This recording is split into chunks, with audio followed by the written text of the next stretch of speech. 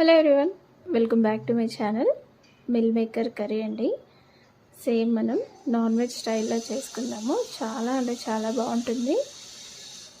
ముందుగా స్టవ్ పైన కడాయి పెట్టేసుకొని ఆయిల్ వేసి పచ్చిమిర్చి ఉల్లిపాయ ముక్కలు వేసి వేయించుకోవాలి. నేను ఉల్లిపాయలు చాపర్లో వేసి చాప్ చేసుకున్నాను, లేదంటే సన్నగా అయినా కట్ చేసుకోవచ్చు. పసుపు, అల్లం వెల్లుల్లిపాయ పేస్ట్ వేసి కొంచెం పచ్చివాసన పోయిన తర్వాత సన్నగా చాప్ చేసుకున్న 4 టమాటోస్ అయితే వేసుకున్నాను.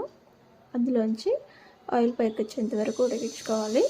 ఇప్పుడు తగినంత కారం, ఉప్పు, ధనియాల పొడి వేసి ఒకసారి కలిపేసుకొని 1 నిమిషం పాటు ఆయిల్లో వేగనివ్వాలి. ఇప్పుడు అందులోకి మిల్ మేకర్ ముందుగా నేను వేడి నీళ్ళలో నానబెట్టుకున్నాను.